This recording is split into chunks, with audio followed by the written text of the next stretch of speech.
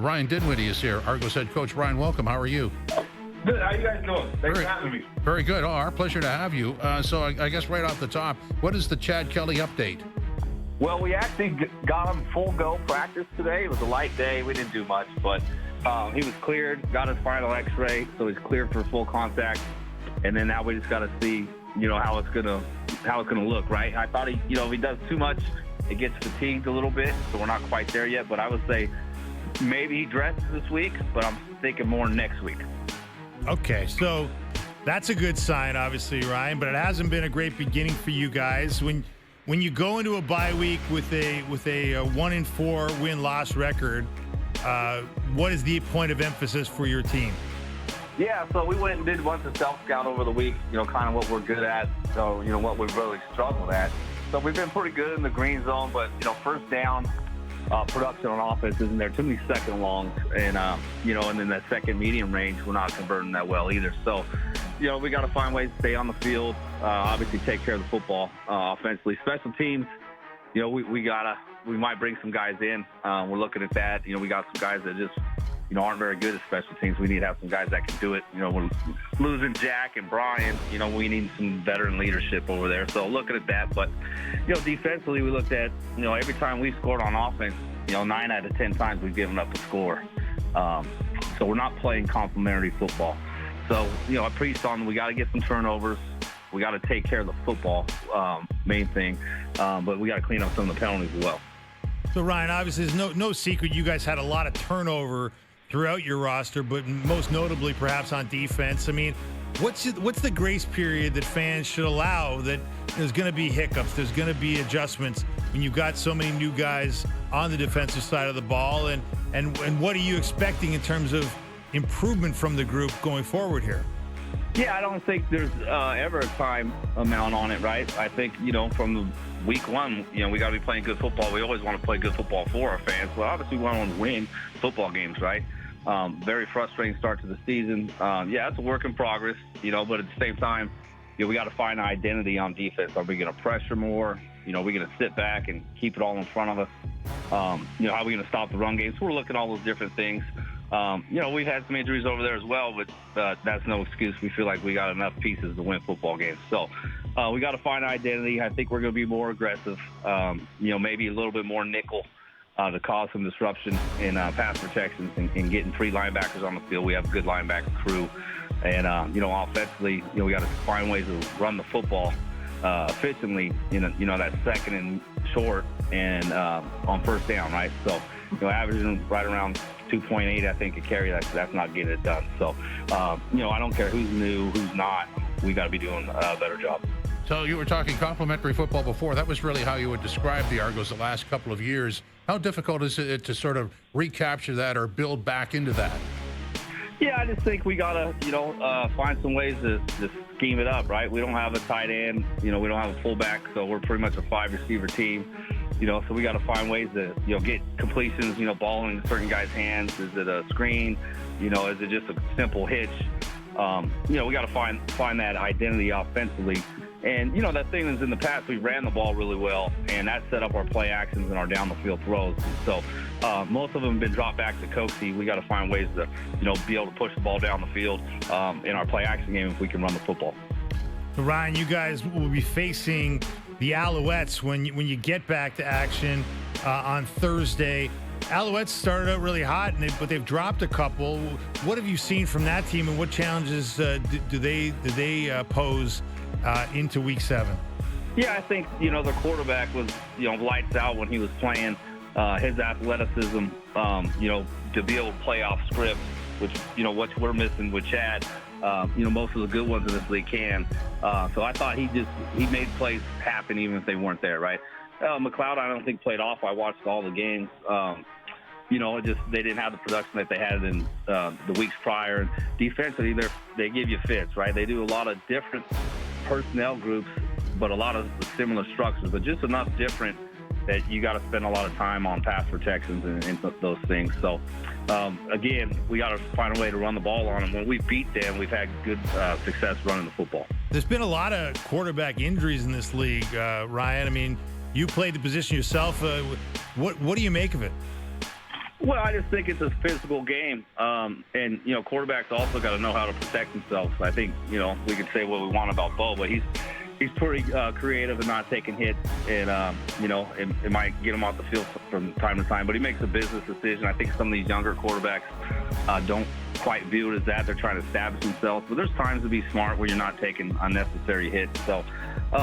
Yeah, I think, it's kind of in the last few years, you've seen the injuries across the board, and, the league goes out of the way to try to protect the quarterback. So sometimes it's football and it happens.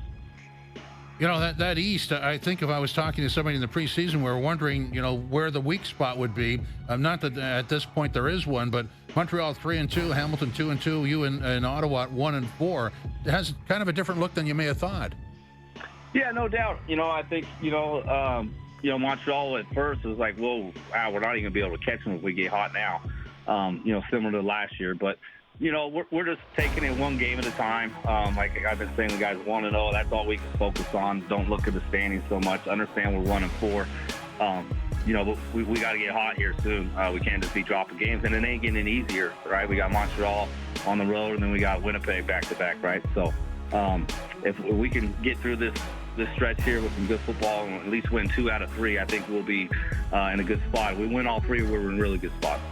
Hey, Ryan, there's an interesting conversation down in the States. Dan Patrick, a great broadcaster who's on TSN radio quite a bit, was asking Davante Adams about LeBron James, and Adams said that LeBron James, obviously a Hall of Fame basketball player, one of the all-time greats, would also be, if he so chose, one of the all-time great wide receivers or tight ends in football history if he chose football. And yet I heard Charles Barkley on Dan Patrick today saying that he played one game of football, also obviously a great basketball player in his day, and he decided football just wasn't for him because they were hitting out there.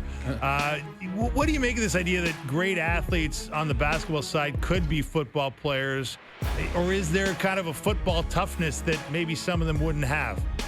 Well, I think when you look at basketball players, you look at the guys that have been tight ends in the league. Denver just drafted a guy as well, basketball player with not a lot of experience.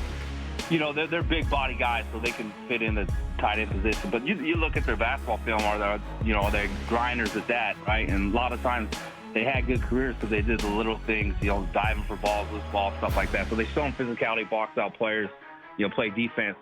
But when you see those guys are obviously not good enough to make it to the NBA, that's why they kind of look into football, right? So I think those are good examples with Antonio Gates. He was kind of like that. Now LeBron, with Barkley saying that, it was a different game when Barkley was that age, right? Right. LeBron could probably last in the NFL, in the CFL at this day and age because it's not as physical on receivers going over the middle. I mean, you were a heck of an athlete in your day. How was your basketball game? You know what? I could play point guard. I can distribute it. I was great at passing, like the full court passes and all that.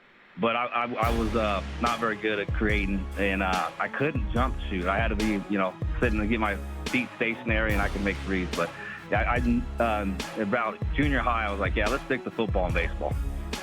Hey, one key piece to your team, Wynton McManus. He's been out since, week 2. What have you seen from him, and what's the expectation for his return? Yeah, he's been itching to get back at it. We got on the field today, did individual. He felt good, feels confident he's going to be able to play this week. And then we'll limit him, throughout the week. And then the third practice, right, we got to go full go and see where he's at. So right now I'm feeling pretty good about him playing. And obviously there's been a lot of talk about his impact not being there. What can he bring you, and what changes when he's back at full strength?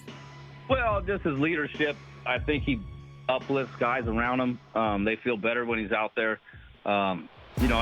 We should still win when he's not out there. He's been a great leader on the sidelines and doing those things. But, it's just something about him. He's got an aura. Everybody feeds off of it. So, obviously, smart player, physical player, and then he always finds a way to make that play. Ball finds him, and we've been missing that. And another positive, Andrew Chatfield Jr., he's been turning heads too, hasn't he? He's a good player. We thought so going in. He proved that. So, we got to find ways to move him around as well, not always line him outside on certain down and distances. Give him an opportunity maybe on the guard instead of going against the tackle. We're going to look at all those things this week, find ways to get better. Ryan, thanks for your time. All the best. All right, thanks, guys. Appreciate it. Our pleasure. Ryan Dinwiddie, head coach of the Argos, who are off until next weekend in Montreal. Yeah, big moment for the Argos. I mean, 1-4 is one thing, but you don't want it to slide the wrong way much further, right? Well, and then you got back-to-back with Winnipeg. Yeah. Well, exactly. a win in Montreal would be huge.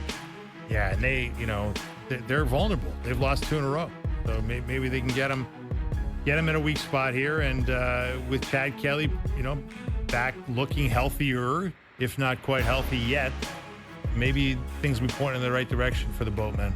Well, I mean, they've found a way to get by without him before, but I think it's time he comes back.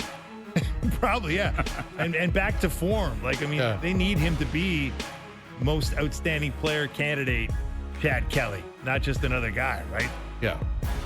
Just looking around, it's something that we may have missed earlier, and I think we've pretty well covered everything. I want to go back to that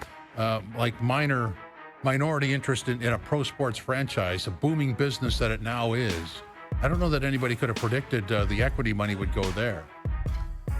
Yeah, it's crazy, man. You hear a lot of buzz about that, right? And the idea that private equity is kind of infiltrating pro sports because the valuations are so high. There's not many individuals that have the cash in hand to afford these teams. So, and if you do have one, you've got the option of selling a piece of it to free up cash, right? To do whatever else you want to do. Buy a European soccer team, or go buy a NASCAR racing team, or whatever is your passion. But yeah, we saw it a little bit here with Larry Tannenbaum selling a piece of his stake to a pension fund a couple of years back that freed up cash for him, and obviously gave him a chance